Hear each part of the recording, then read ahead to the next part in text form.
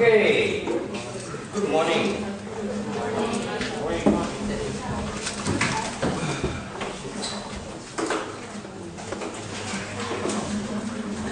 Right, so you spend the morning talking about prime ministers.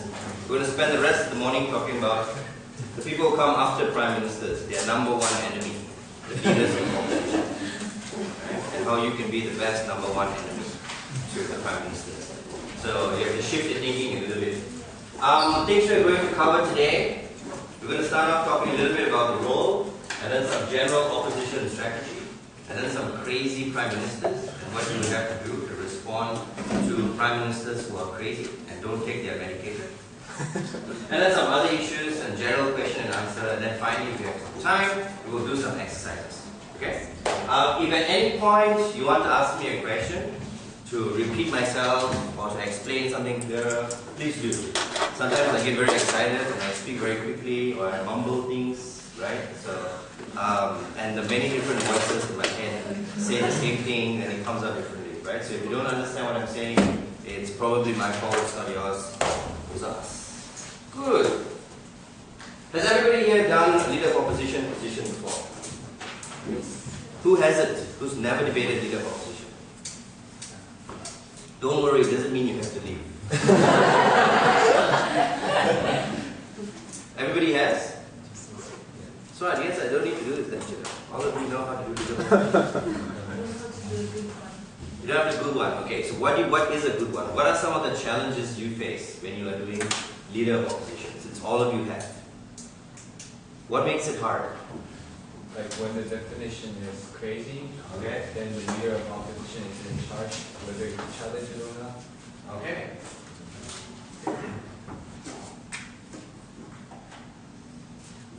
Right. We got that down. To challenge or not to challenge. And that is the question. And what to do when you decide to challenge. Right? Good. What else? What else makes it difficult? That doesn't happen very often. How to make efficient rebuttal, to hit the right place. Okay. To rebut, to hit the right place.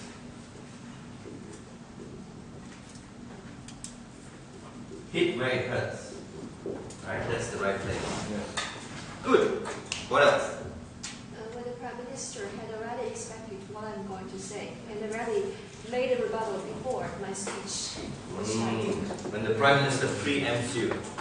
Right? That's not a crazy Prime Minister, that's a pretty smart Prime Minister who knows you very well. Right? Good. So those are the major challenges, right? The major challenge to leader of opposition is how to respond to the case the Prime Minister is bringing on the table. How to argue those arguments. And sometimes when you don't expect those things, you don't expect them to put the model in such a way that your first argument is not important anymore. Right? Or you don't expect them to set up in a country where you didn't think this was the major issue. So what should you do? Okay? There is another responsibility when we're talking about the role of leader of opposition. And this is something that I think a lot of people don't value as much. And that is to set the direction for your opposition team. Right? You have to respond to things. You don't have to respond to everything the Prime Minister is bringing up. Right? You are the leader of the opposition. But there still is an opposition. And your opposition will continue. And they will go on. And they will fight. And they will beat the other team. Right? But you have to set the direction of those things. You are the opposite of the Prime Minister. So you're in the House of Parliament and there are two different parties. And that person is currently the leader of the government. But you are the leader of the other government. Right? So you have to sound, and you can sound, as important and as wonderful and respected and noble as this Prime Minister. Right? And you can set up your bill and your direction and your approach. Right? So your job, you don't always live in the shadow of the Prime Minister. Okay, because this is the alternate government, this is the different worldview. Okay, so that's the major role of the leader of opposition is to respond to the Prime Minister and to give direction to the opposition. Right, and we'll get into a little bit more detail about the things that you can respond and the things that you can give direction and things to. Okay, but generally, one, when you're responding, and this is where you will get a little bit more strategic and tactical, right? But you don't have to respond to everything. The same way that the government team has a big advantage in the sense that their advantage is they have half an hour to talk about things that you don't know what they're talking about. Right? Life is unfair in that sense when you're in a position. Okay? So that is their advantage.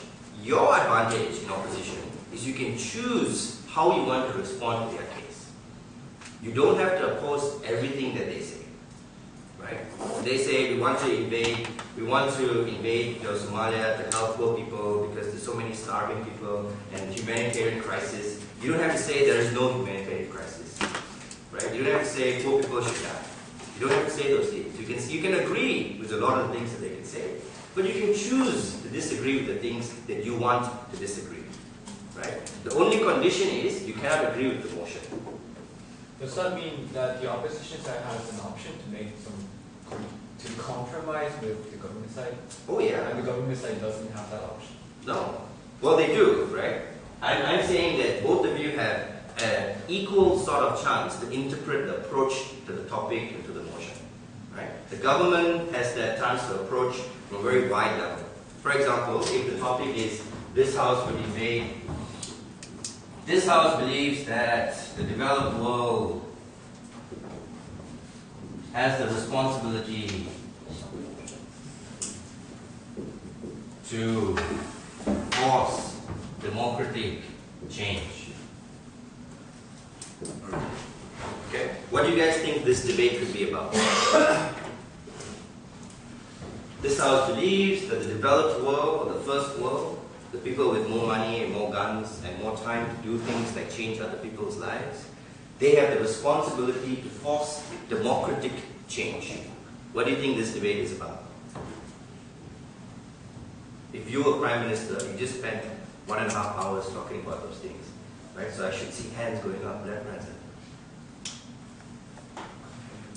Democracy versus democracy, spreading democracy. Spreading democracy, right? Can you give me an example of something that's happening right now that you think you can talk about? Yeah.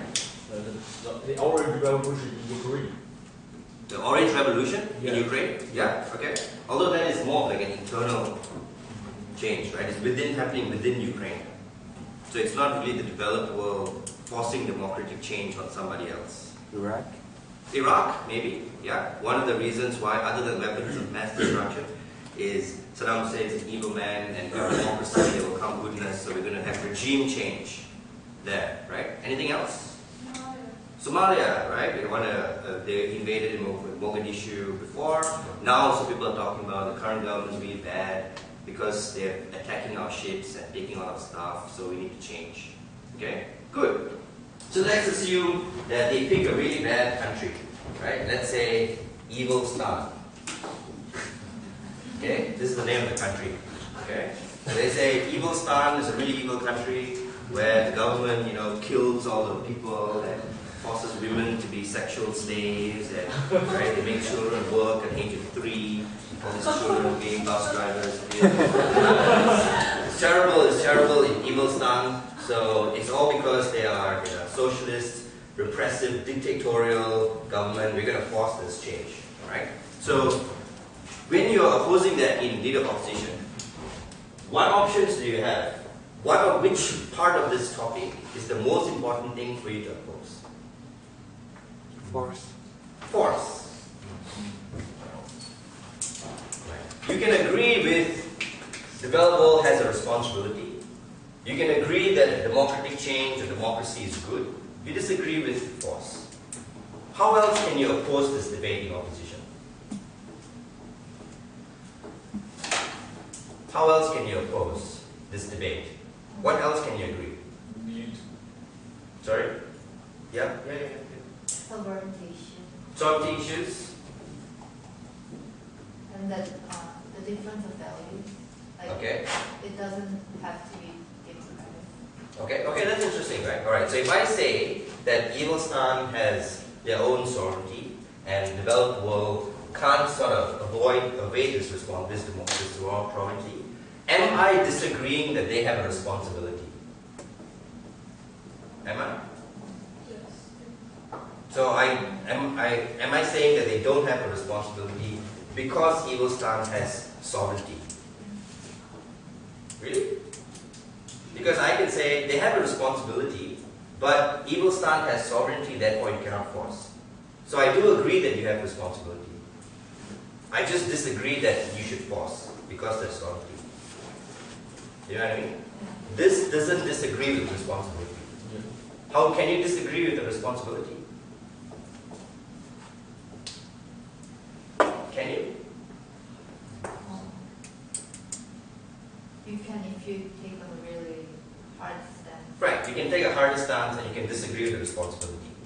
Right? You can say we exist in a free world and people can determine for themselves how they want to run their country, and you can defend evil stance. You can say, look, the people of evil stance are not stupid, and this is how they choose to run their country. Evil Stanians. Right? And they get media and they get news and they know what things are like and they have other opposition stuff, whatever, so they prefer it that way.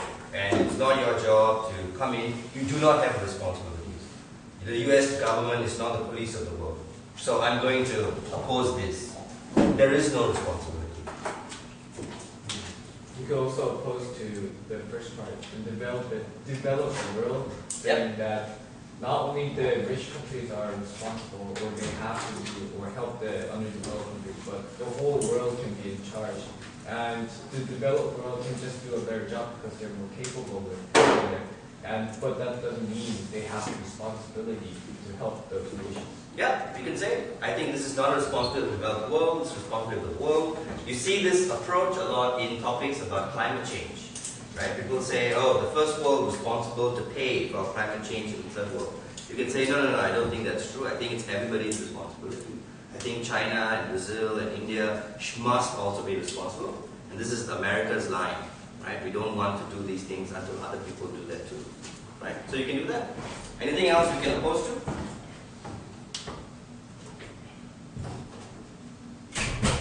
Everybody believes democracy is the best way. Then Or why the can't we developed world could use the name of democracy to do something that is politically beneficial for themselves. Right. They can abuse this to benefit themselves. That's good. Right? These are arguments that you can run in it. Okay? Which both of these arguments will apply. And there will be other arguments too. And you can think about how these arguments fit within that debate in your approach. Okay? But I think before you start developing those arguments, think about the approach.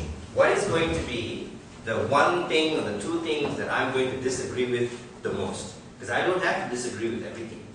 Right? I can agree with some things. I'm going to agree that democracy is the best way forward, but I'm going to disagree that it's going to be this person's job, or it should be here, or it should be there. Right? Or you can even disagree that democracy is the best way forward. So democracy has led to corrupt societies, to materialism, to objectification of people, and just, capitalism, free flow of capitalism, bad. Right? We prefer a more egalitarian, a fair, equal society. Right?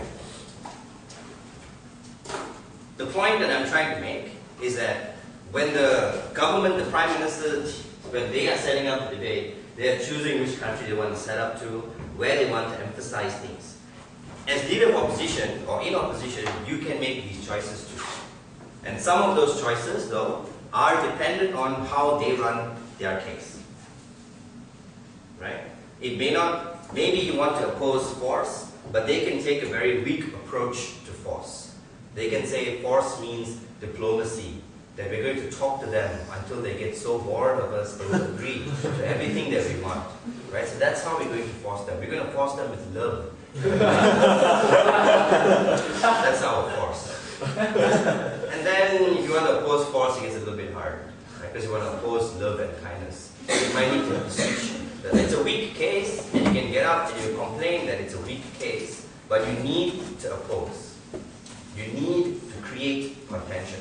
Right? That's your number one, that's your priority.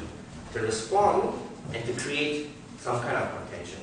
Who are they and who are we? Right? The leader of opposition must contrast the government team and the opposition team. So even though during preparation you were talking about those things and you hear the same things coming out of them, you cannot run that same line.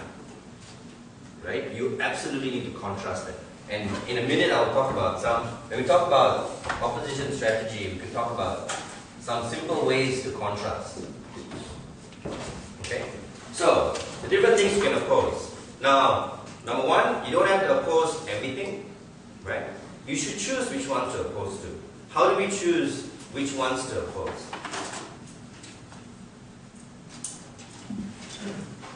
How do we choose? So if you are leader of opposition in this topic, which one would you like to oppose? Where do you want to make your main strategy? Which one of these words? Force. Sorry? Force. Force. Why would you pick force? Because it's there. Huh? Because it's what? It's bad? No, it's not bad, but It's not bad, but it's rebuttable. It's much more rebuttable. because it's easier for you to oppose force. Yeah, force force. Yes, because it's easier for you to say people who force are bad people, right? People who don't force are good people. That, however, is contingent on how terrible things are in Evilstan. If things are really, really bad in Evilstan, and then they say that's why we need to force, and you say, no, no, no, if we talk to them it's okay, then you look very lame. Right? Because the situation is so bad that you need to do something. Okay? So good. So generally, forcing seems to be like a bad thing to do. Right? What else? If not force, what else would you pick? Yeah? I will still go on with force, but I think it would be better if you attack the word force in this way. Like, everybody should have an option to force or not force. So there should be exceptions. You just said that none of them should be forced. All of them should not be forced, but in that case we could say, well, some of the nations can be forced, but other nations should also have the option to not be forced or forced by love. Okay, very hippie. Depending on the phrasing of the motion, you can run that kind of approach, right? So if they say all developed country, all developed nations should have the responsibility to force, you can say, no, no, no, no, we don't think it should be all. We think it should be whoever wants to. So they should be able to choose. Okay? Do you think that's a good approach? What are some of the benefits and strengths of that approach? Of being selective of whether it's all or whether it's some? Then the debate will turn out to be who is better. Right? Which The country debate becomes very comparative, right? About who is better and why you are. So in that situation, you are talking about you think it's bad to force all countries to do those things, right? But you don't disagree that this is a good thing to do. Okay? Every time you make a concession, you are giving up some things. When you give up some things at the start, and this is why the leader of opposition is very, very powerful, and also can be a little bit dangerous. And once you give it up, you cannot take it back. Right? So if I say, I think you shouldn't force all developed countries to do this, just the ones who want to do it, then implicitly, between the lines, I say I agree with everything else except this. Right? Then you can't go back on that. Then the debate becomes whether it is America or Canada. And just debate about America versus Canada, America versus Canada. Right? Now you can have that debate about global consensus and how we should approach these things, but it becomes very, very narrow.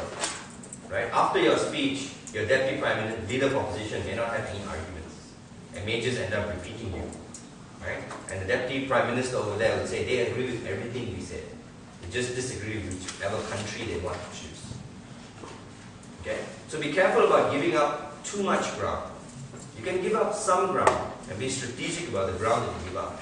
But you must still contend with what the major contentions are and what you think the spirit of the motion is contending with you.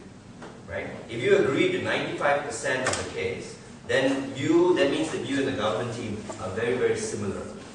And if you and the government are very, very similar, people will vote for the government. It's like an election, right? You have the prime minister, the president, the opposition say he's wrong, he's a bad guy, but everything that they do is similar to the prime minister. So why would I vote for a new president when the opposition is exactly the same? I might as well choose the old party because they're more experienced. Right? So even though you disagree with them, and you can agree with some things, you have to be different enough to be new.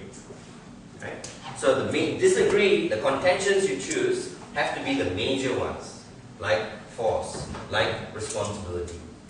Right? You can discuss this notion of the democratic world or not, but think about questions that will help you is like, can I build 3 or 4 speeches based on this contention, based on this split? Is there enough arguments for me to show that difference? Right? If I was on the other side, how can I approach this debate? Right? If I was looking at this debate on balance, who seems like they're talking about more important things? Okay? So don't concede on the spirit of the motion. Don't concede on the main things that they're trying to do. Usually concede on things which you think everybody will agree. Like people are good, like democracy is good. Right? You can argue that democracy may not be suited for every country, every culture, for every political situation. Right? But that's harder for you to sway more people about. You will have to argue more. Okay? It's more of a philosophical discussion than a back and forth debate. Right? So concede that ground. Be strategic. We're going to concede that, but we will argue about this other stuff. Right? We'll argue about force, but just in case they take the force stuff away, we'll also argue about the responsibility. So we'll argue about the best way to do those things. Okay? Good. The next thing you provide, so that's the response, right? Whether I want to concede, whether I want to accept, what do I think is the major clash or contention in this debate? Then you would give the direction for your team. Right? So this is what I'm going to do, this is what they're going to do. Now the direction is sometimes more than just a split, like my arguments or my second speaker's arguments. The direction is, how is the opposition team going to approach this debate? Okay? So sometimes that requires you to frame the debate. Have you guys heard this term before? To frame? To structure a little bit. Kind of. To label, to frame the debate means that you are putting the debate within a sort of place and you're saying, this debate is about this. It's this kind of debate. You're giving the debate a bit of a shape. Right? So for example, like if I approach this debate, I would say that this debate is a debate about solving a problem. Everybody agrees that there is a problem in Evilstan. Right? But what we disagree is how to solve the problem. So on opposition, our approach is one of engagement and of constructive engagement, not of force and isolation as the approach of the government team. So I frame the debate as one about solving the problem. Or I can frame the debate differently. I can say this is a debate about assessing how severe the problem is in Evilstan. Right? So then it's a debate about whether there is a problem or not. Right? So I think that we think there isn't any problem. We will argue in the opposition team that there have been organic changes and trends, just like the Orange Revolution in Ukraine, and we see the change happening internally. We think that if the government wants to do this in Evilstan, that will set a terrible precedent for invasion and interference in other parts of the world. Right? So we think this is a debate about assessing the severity of this problem and whether this approach is necessary at all, whether there is this responsibility. Okay? That is the part of the direction. You frame the problem and the debate, and how the opposition team is going to engage this debate. Yeah, sure. The leader of opposition runs the debate as there's nothing wrong with the Evilstan, and the opposition team just keeps on talking about how severe the problem is. There isn't actually a problem. There is an actual clash. Clash, yeah. The clash is about the severity of the problem. Okay, for example, like maybe Evilstan exists in the vacuum a little bit, right? Let's talk about a different country. Before the invasion of Iraq, there were debates about whether you should invade or not invade Iraq, right? Not so much about how to like engage it, people were engaging Iraq. There really were sanctions, right? So the debate was about whether this was really necessary, whether the problem was really that bad, whether the sanctions had been changed in the country or not. Or debate about Burma or Myanmar. Right? Should you do more or should you do less? Right? So if they said force democratic change in Burma, right, I could respond one by saying we agree there is a problem in Burma. Now the question is whether we force them or whether we engage them. Or I can say, look, I don't think the problem is that bad. I think Burma is engaging the rest of the world. They've agreed to make some of these changes. I don't think we need, so this is not a debate about what kind of solution. I think we already have the solution. Right? A debate about what kind of solution means that the opposition was also trying to solve a problem. And sometimes the opposition will give their own solution, like a counter model. And then they will compare the two solutions. Right? This is your solution, this is mine, this is why mine is better than yours is better than mine, and then we will compare. Yeah? Any other questions? That's a good question. Does everybody follow? Do you want me to repeat anything? If you want, tell me. I like to repeat myself. It's fun. It's easier than coming up with something creative and original. The only really tricky thing about the direction, other than how you want to approach, is sometimes you need to drop your arguments and you need to be dynamic. The best leader of opposition is the person who is very responsive and dynamic. You can make a case in 3 minutes. Right? You listen to whatever they are saying and they're doing, and then it looks like it changes. You say, I think things are going to change. Right? I think the leader of opposition, when you're making a team, when you're looking at how people decide things in the team, the leader of opposition must have some kind of say. Right? It's difficult. The team captain is a third speaker, the second speaker, and who doesn't let the leader of opposition make decisions, because that person's going to go first. Right? The leader of opposition obviously must talk to the other teammate and say, look, I think I'm going to make this change. Like, because they talked about this situation, my arguments are not relevant anymore. I'm going to take your arguments. Right? And then you and the third speaker should think of something new. Is that cool? Say, okay, that's cool. Right? All right, let's go. I have a question. Yeah. So if a government team comes out with a case where it is so unexpected, then the opposition team has to hear the government side, very carefully. But at the same time, they have to change their argument.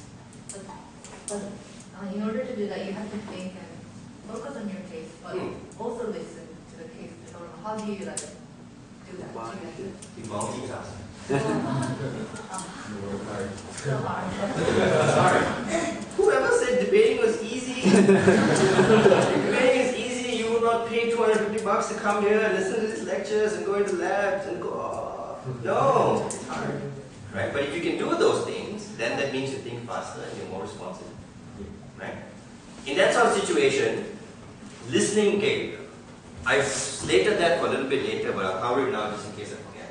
When you're dealing with something that's really surprising and changing in front of you, the most important thing, number one, is don't panic. Right? People panic and then they lose their shit and then just talk to each other. Oh no, what happened? Oh no, okay. And then people are talking to each other and not listening to what's happening. Right? Listen very quietly and take notes. In the back of your mind, your only thing at that point, all three of you, is how can we oppose this? What can be our case?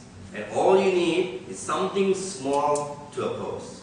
And as long as you find that something small, enough for one speech, and enough for a direction in the debate, take it. That's all you need. Right? And that can happen in 10 seconds. Right? In 10 seconds, they will talk about some kind of force that's unacceptable and say, okay, that's what we're going to oppose. We're going to oppose that thing. Okay? That's one. Two, the leader of opposition is listening. Right? And very carefully, intently, because he or she is looking for an approach. The other two teammates are also listening, looking for approach. They can also try to create contention by asking points of information. You ask a point of information that forces a position on them. Right? So, when you say a force, are you talking about sanctions or military invasion? Right? Then they have to choose something. which one they want, and then you can oppose that thing. And you can say why sanctions don't work, why they harm people who are not, the guilty people, or why the invasion, people can't afford another invasion, etc., etc., etc. Right? Create a point of contention. Okay? 3, you can oppose based on principle.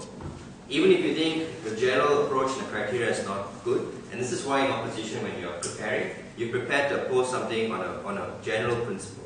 Try to extract the main principle of what they're trying to do, and then you defend the main principle that exists on opposition.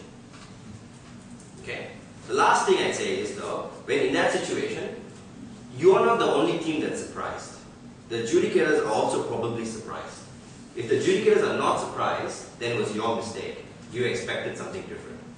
Right? But if you expected the right thing, if you analyzed the topic well, and you read all the newspapers, and you understand what the issue is, they made a mistake, or maybe they were just vague, right? The adjudicators are also really, really surprised, right? So as long as you are calm enough to give a contention, a clash to the debate, to give your case, right? And to talk about maybe the things the adjudicators expect, you will seem like a more reasonable team. And that's all you have to be. You do not have to beat. Debates change, right? I prepared to debate against this debate, but it changed. That's okay. I will debate against the new debate that is in front of me now. Okay, so you have to be dynamic. You don't have to be in a situation where it's all messy. You just get up and say, Mr. Speaker, I'm sure you're just as surprised as we are, and sometimes they will nod with you. That's true. I'm also a little bit surprised, right? But because we didn't expect this and this and this, but we think that's makes our case easier for us today because they insist on defending this, which we think they cannot show and they have not shown. So what I will do as leader of opposition, I will rebut these major arguments that came out, and I will give this direction. And the opposition today will be showing why this is a better thing to do than that, right? And my second speaker will talk about cost-benefit analysis, because that's what they always talk about when you have nothing else for them, right? And then go. That's it. So you don't spend a lot of time complaining about it, but just show. You tell them, I know this is different, but we're going to debate with it anyway, and this is why we are better. Okay? Okay, we're going to move into some general opposition strategy. Start now.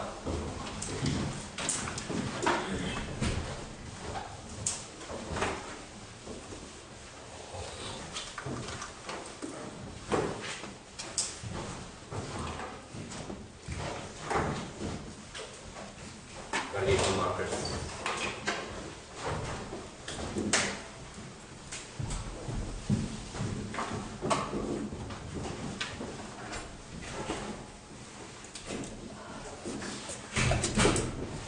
Okay, I'm sure I will cover a little bit about debates about values, debates about practical stuff, right? Most debates, and I think the best debates, end up being about both. There is any kind of practical policy will have a kind of value behind it, right? And you will have to defend some value.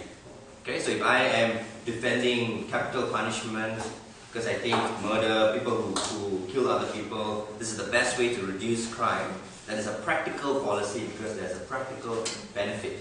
But I will also discuss the value of life and why those people don't deserve to live, and those are arguments about value. Okay? In opposition, I think because you don't know what exact practical policy the government is going to take, it is more important for you to then try to extract some values so you can defend the value. Right? So in a debate about capital punishment, no matter what crime they talk about, no matter which country they set up, in opposition you can always defend the value of life. Right? Always, I guarantee you can defend the value of life. Right? In the evil stand debate, you can always defend sovereignty, you can always defend some sort of natural organic change. Right? So even if that's not the main approach you want to take, you should have that discussion. You should prepare some arguments about how to approach from that level. Okay? But you should, as a team, think about whether your main approach, whether it should be a principled approach, it should be a practical approach. Okay? In a debate, some debates tend to be a little bit more about practicality. Debates about climate change, debates about solving a humanitarian crisis, right? it's difficult. A lot of opposition teams fall into this trap where you complain about the model of the other team, you agree that there is a problem, but you don't solve the problem. Right? Towards the end of the debate, in the reply speech, the whip speech, they will come up from the government and say, they complain so much, but they have no solution. What is your solution? What is your solution? They said, we don't have to give you a solution. We don't have to give you a solution. But what is your solution? And then you feel really bad. Then maybe a reply speaker will give some solution. And then we too late. Why did you say that? Why? Right? That's a problem. Okay? You're right. The opposition team has no responsibility to give a model. Right? You have a responsibility to run a positive case. Meaning you need arguments that can stand alone by itself. So you cannot just have 7 minutes of rebuttals. Right? And sometimes some rebuttals you can turn into arguments. Okay? But you must still have a part of your speech where this thing I'm developing alone. So even if there was no government team here today, these arguments can still stand. I can still make this speech. That's what the positive case means like. But you don't need to give a solution. Okay? But when we're debating about things that exist in the world, we automatically take a position. Right? I either defend something new or I defend the status quo. I think the way the world exists today is okay. Right? So if they say we should have this new policy to fight poverty, we think the government should buy poor people houses. If everybody has a house, that's okay. Right? I think no, that doesn't work. People still be poor. Then people say, what are you going to do about poverty? It's difficult for you to say, I don't know what to do, but I think we shouldn't do that. Right? You can't say that. I think that will make the problem worse. But then implicitly what you're saying is, I think what we have today is better than what you are doing. So then you're still defending the status quo. Right? So either way, everybody defends something. It's okay for you to defend the status quo. You can say, I think poverty is a challenge. I think the things that we're doing now, like spending more on education and on healthcare, are good. Sure, we don't get the changes that we want to see yet, but I think in the long term they will be. But what you are doing will make things worse. Right? But you cannot debate in a vacuum. You cannot be the opposition team that only wants to complain but doesn't defend anything. Right? Then what you're saying is, I think there is no solution in the world. This whole problem it's unfixable. Right? We should all just give up. Okay? Which you can't say. Right? Because then they will look better because they are at least trying to do something and you're not. Okay? Any questions about that part? So if the debate is one that you think is more practical, your options, you defend the status quo, you have a counter model.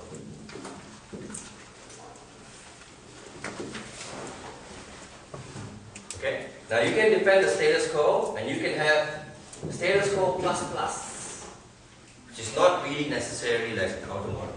You say, I defend the status quo. I think what's happening in the world today in reaction to this problem is good, and we see some changes that are happening which we would like to support. Right? But that's not the same as giving a counter model.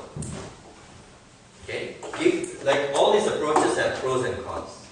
Right? So, firstly, the approach of the status quo. The pro is you don't have to spend a lot of time building a new model. Right? And everything you build will be attacked.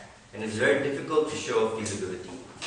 Right? So if you defend the status quo, it's easier, it can be more principled and focus on arguments. Right? But the reason why there is that debate is because something is failing. Okay? So it's harder than to support the status quo when there is something in the status quo that is failing. Right? Let's work with an example, it might be better. Does anybody have an example of a topic that we can use to discuss this? Healthcare reform in America. Okay, good one. Healthcare reform in America.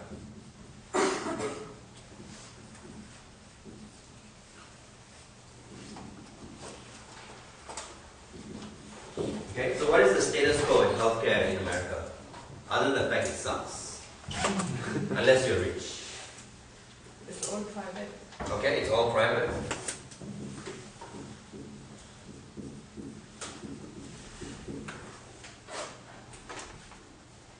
Expensive in medication. Right, it's expensive. You basically need insurance, otherwise you're screwed. It's tied to your work. Okay, so the major issue with the status quo in America with healthcare reform is what? Private. Hmm? Private. Private, yeah, those are the problems. So what is the major issue? What is the big problem with this healthcare reform? Like, do you think quality of healthcare is a problem in America? No, right? That may be an issue if healthcare reform, like in India or something like that. But not in America. Quality is not an issue. So what is an issue? Accessibility.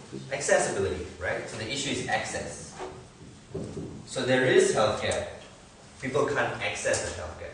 So the healthcare reform now is trying to make healthcare more accessible. Okay? So that's the issue with status quo. What is the model that people are trying to initiate? But his royal genius, Barack Obama, is trying to, the great. What is the current approach to reform healthcare in America? Turn to government. Right. Make it more like a welfare-based, universal access. Right. Let's not say welfare. Universal access. The government insures people, basically. Government insures everybody. Okay, and people pay, and so you have like a universal system. Right. Good. So, if this is the approach, right, your options are to defend the status quo or to give a counter model, right? A counter model that's different from this. I think that's not the approach that we need to take. Maybe the counter model is to set up public hospitals that are really, really cheap, funded by the government. So rich people can choose to go to those, and poor people can go to the public hospitals. All the public hospitals would usually be crap. Right? Have like really bad care and really long lines, but hey, they will still get some kind of care, right? Or you can do, and this is the thing that goes in between, it's like a status quo, but status quo plus plus. I defend the status quo, but I just want to make some small changes to the status quo, right? So I think the status quo is okay, but we're going to support doing the status quo, but having more like accessible insurance plans. We're going to force insurance companies to have many different premium rates so everybody can afford to get insurance. And once everybody can afford to get insurance, then everybody has access. So you don't have to change everything. You just have to change this one thing that makes it better. That's the status quo plus plus approach. So if the opposition side decides to make a counter model or a counter resolution, Yeah. then won't the debate become much more messier because the government side will start to attack on the counter model, and both sides have their own models and they have their own pros and cons, and the whole debate will start talking about their own pros and cons. That's terrible, right? A debate with pros and cons on both sides. That's so messy if you both have your arguments. That's a debate. Everybody has their own pros and cons for their approach, right? But I get what you mean. The more sort of feasibility-based things you have in the debate, the more people will say, where is the money coming from, those things don't work, right? But it's an option, okay? And whatever model you want to run has to come from a principally, like a value difference. Okay, so this is the second part. So okay, so let's say the only reason why, and this is where we try to tie the principle and the value. Okay, so if I run a counter model and I say my counter model is the public hospital sort of model, although in this sort of debate it's harder to see that opposing value. Clearer one, like the Evil-Stan debate, right? In Evil-Stan, the government's team's approach was one that was direct and trying to force change and to be immediate. Okay? In opposition, my value is that we shouldn't interfere and people have some kind of independence and rights. Right? And I can have a model. I say my model is one of constructive engagement, of providing incentives. Right? So we provide incentives to Evil-Stan to join the WTO or to join the UN or to join this other thing. We will provide trade incentives to Evil-Stan. We will send them all our television programs so they can see how wonderful life is in the developed world. Right? So that's our constructive engagement model. Right? but it's based on a different principle. Now, what will happen then is both teams will argue your model also doesn't work, and your model also doesn't work, right? And that's the risk of it, of that element of the debate. What the model gives you is it allows you to show that you are trying to do something, and if you think your approach does work better, your model becomes a strong argument for you. So you don't have a model for the sake of having a model. You have a model if you think that can work, right? But that model is still tied into your approach. My approach is one of being more free and universal and open. That's why, and my model is that way too. So all a model is showing people that your principle can be implemented. That's the purpose of a model, right? But it all comes from a principle. Okay? We have like 10 minutes more. Okay, I'm going to go through some things a little bit quickly. We haven't got to any of the crazy PM stuff. Contrast. This flows nicely. Okay, so every model comes from a principle, and there's some major principle clashes that you can use. For example, big government versus small government. What's big government? What does big government mean? Sorry? Totalitarian, yeah, so that's an extreme example of a big government. Definitely, clearly a big government, right? Yeah, big government, very big country, big government. Yeah, those are in a different class. But you can, a big government, you can have both of these could be democratic, people elected, sort of similar governments. Big governments tend to be governments that are more involved in the people's lives and demand more from their people. High taxation, they have welfare, right? Some of them also have like laws that sort of dictate morality, to be a little bit more involved. They believe that government has a big obligation. So the Democratic Party is more of a big government, right? Isn't it more like involved in the market economy? Yes, they're a little bit more involved in the market economy. They tax people more, tax companies more. They think that because government has a lot of power, then government has more responsibility. Small government thinks that the government is powerful, but therefore shouldn't do anything. They will tax less, they will give you more freedom, they will only be involved when you absolutely need to be involved in something. Okay, so these are different approaches that people can take. There's also, like say, a top-down approach versus a bottom-up approach.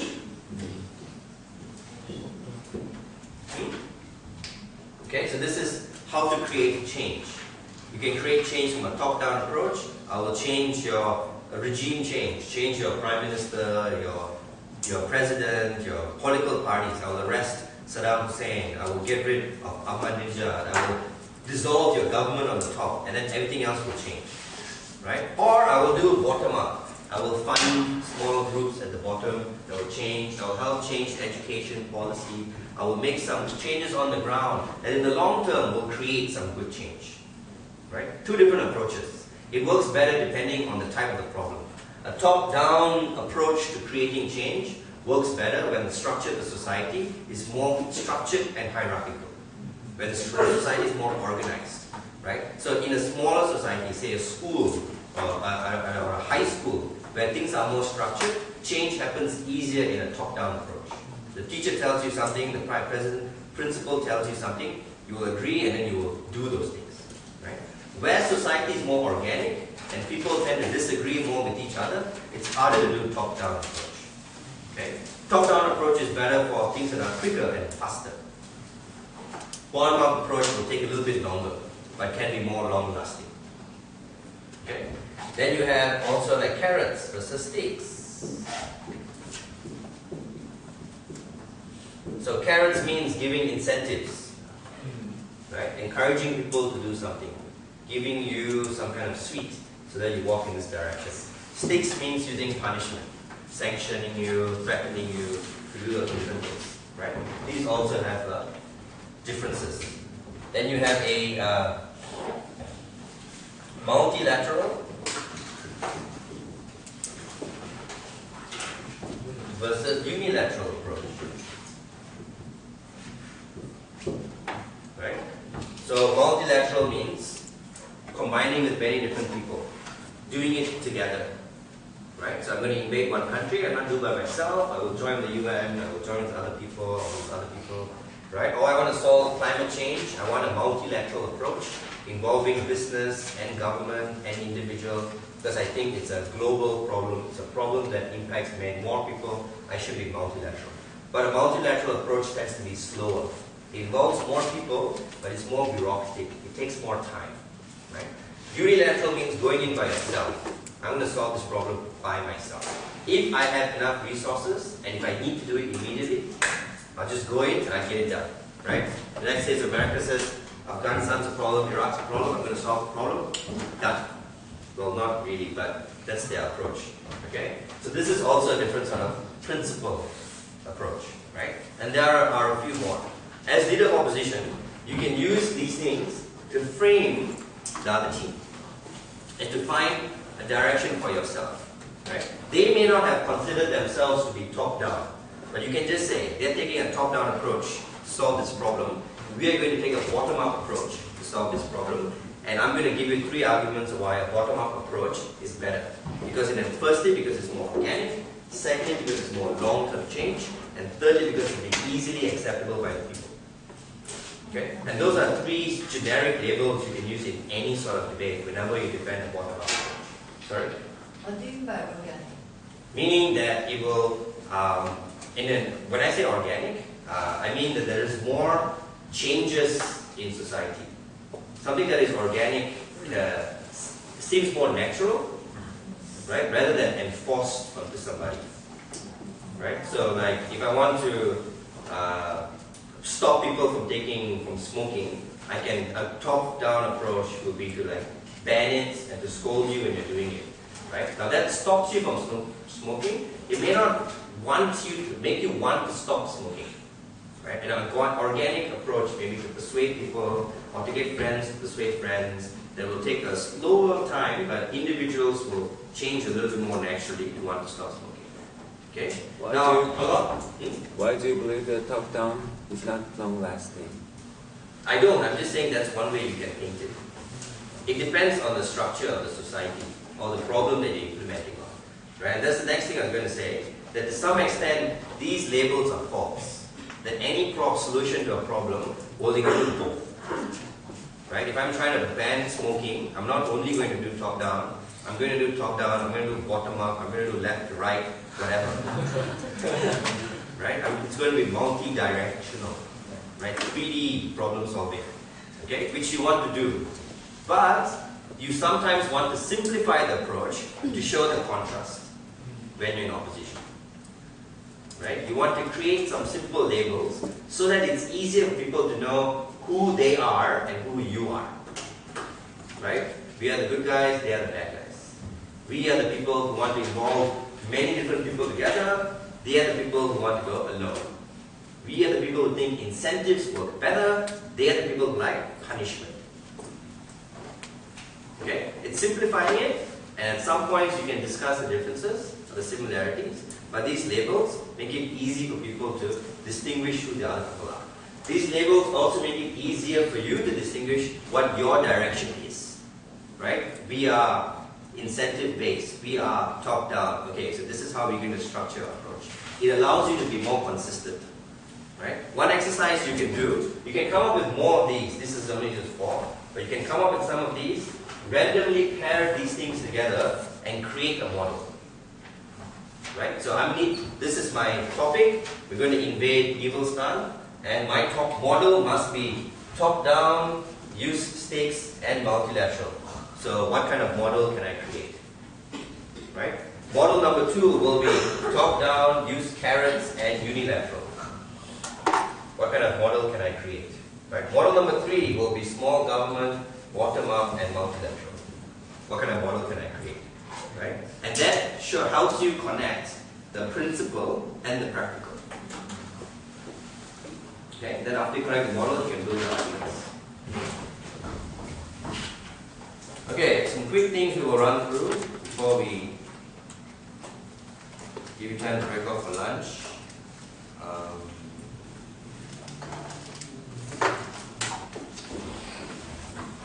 some stuff, the crazy prime minister stuff we talked about earlier. Most of the time, the prime ministers are not being crazy intentionally. Okay? Crazy, they're just genetically crazy, maybe. or they just made a mistake. Right? They understood things differently from you. Okay? And there are two kinds of crazy. One is a crazy where they set the debate up to be something that's different. Okay? They squirreled the topic to become about something that it's not. Debate about beauty pageants is now a debate about nuclear weapons. Okay? In that sort of crazy, you will have two options. One is to challenge the definition, and two is to debate that new debate. Okay? None of these things you have to do. You never have to challenge the definition. Challenging the definition is a tactical choice. Okay? You challenge the definition when you think debating this debate will be harder to win this debate. Right? Now, usually people squirrel a debate when they think the topic that they have to debate is too hard, and they will usually squirrel it to a debate that they have done before, or a debate that is common. Okay? It's rare that people will squirrel it into something that's very, very strange. Okay? Now, so if they squirrel it to something that is common, they feel more happy to talk about nuclear weapons, they don't like talking about women. If you have debated nuclear weapons and stuff before, then my recommendation is to debate it. Right? You get up and you should make a statement and you say that's problematic and we only have had like 6 minutes to debate against them, but we think that's enough and we're going to debate them. And you're allowed to be a little bit angry. Right?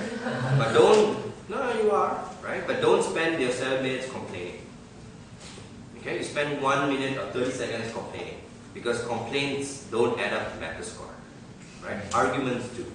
In that situation, your judge will be a little bit more forgiving if you seem a little bit more messy and not so well structured.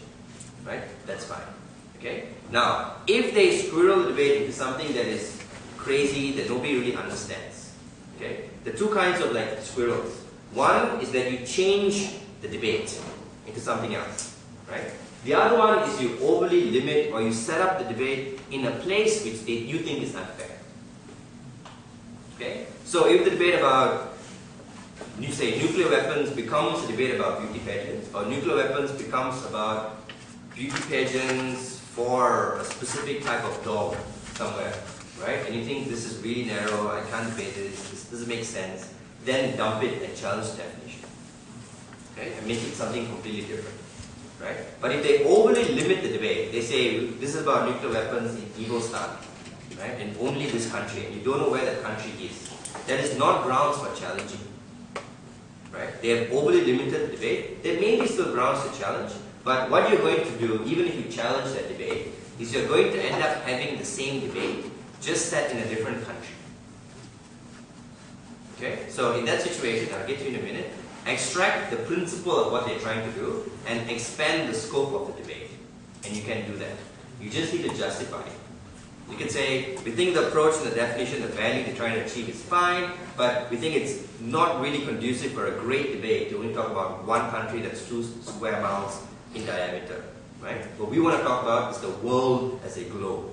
Okay? You have to contrast yourself. You cannot say, oh, they want to talk about Evil-Stan, that's unfair. We want to talk about Munistan, right? Another obscure country, because we know we are from that country.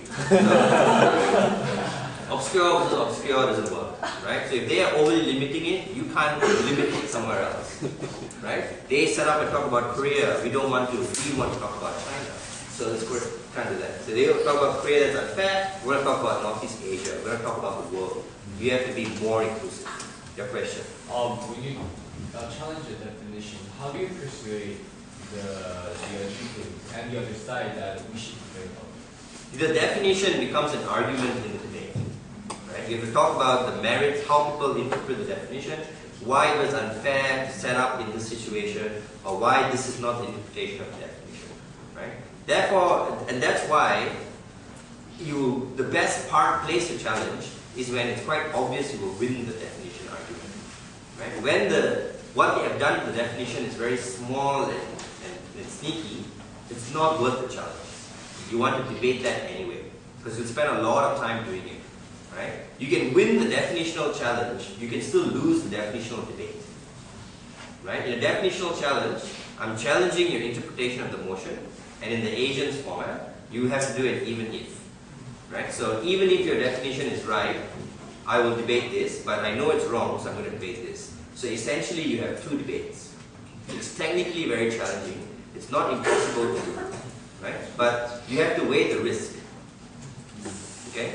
So you challenge definition when it's really obvious, when you cannot really debate it, right? The other situation that often happens is people sometimes flip the motion. Instead, they reverse it, right? So instead of they arguing that they want to ban nuclear weapons, they will say that they agree with nuclear weapons, and they'll want you to ban nuclear weapons, right? That happens when they are sneaky or when they misunderstand a word in the motion. Sometimes some of the words can be a little bit vague. They just prioritize or something like that, and then they interpret it differently. That is, again, not a good situation to challenge, because then you will be reversing the debate, and you will have two reverse debates in your speech, because you have to debate both sides, right? Don't do that. If they have flipped the debate, you have to then become the government team, become the government team. It increases your chances of winning, right? Because it reduces the chance of being messy, right? So that's when they play with the words. What usually most likely happens is the Prime Minister is vague, is not clear, doesn't define well, doesn't talk about the things you expecting them to talk about, right? That's not grounds to challenge the definition, right? Then it becomes your job to introduce some clarity. And you can do that through points of information, like we said earlier. You get up and you ask a clear point of information. Now, you don't, if the Prime Minister is vague, you do not get up and say, I don't understand what you're talking about. Because then they will just repeat themselves, right? And if they are speaking in Zulu, they will repeat again in Zulu. And then you don't understand anything, because you don't speak Zulu. Right? So what you're going to do is you're going to get up, and you have to give them A and B choices, right? Are you saying that A, it is now the role of the government to interfere in people's private matters, or B, that the government just needs to make people aware of these things? And then they will have to choose A or B. And if they choose A, you defend B. If they choose B, you defend A. You have a debate. Okay? That's what happens in that sort of situation. Other things. Sometimes the other thing that happens, Prime Ministers, is that they define or they defend very, very little. They make the debates very, very soft because they don't like to argue and defend things. Right? And then you panic and you say they're taking everything. In that situation, the leader of opposition or opposition team must go more hard. You must have to defend more. Right? So if it's a debate about legalizing drugs, and they don't talk about marijuana, they talk about some prescription drug that is not legal here. Right? They say, oh, we think Viagra shouldn't be a prescription drug. Everybody should go and be able to buy whatever they want. It's not so much of a big debate. You don't get to talk about the big harms of drugs, but you need to make that and happen. On that level, it's also not worth your time challenging the definition. It just means you have to be more hard, right? The advantage, you do have an advantage. If the government team sets up very soft, they most likely don't have much argument to talk about.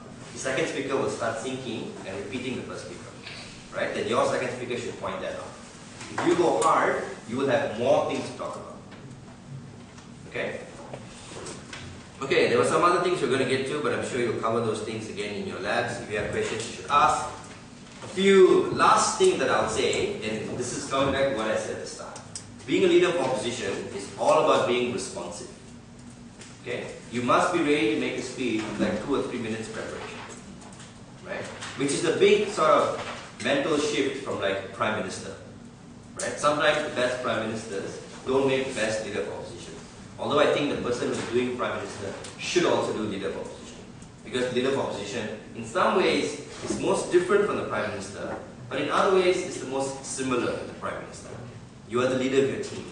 You stand there with dignity and with honor, because you are going to be the next Prime Minister of this country and of this parliament.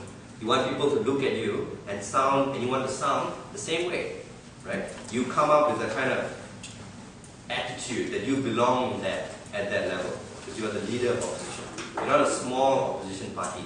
You are the next government, right? But you also have to be more responsive than the Prime Minister. You must be ready to change at any time. Okay?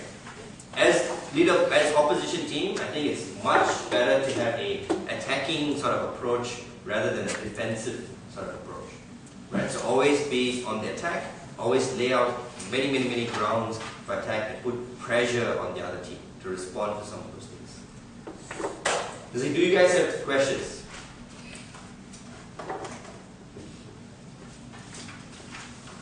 No? Okay. It's time now for lunch. At 1:30 you should come back to the briefing room at 503 where we will have demonstration. Thank you very much.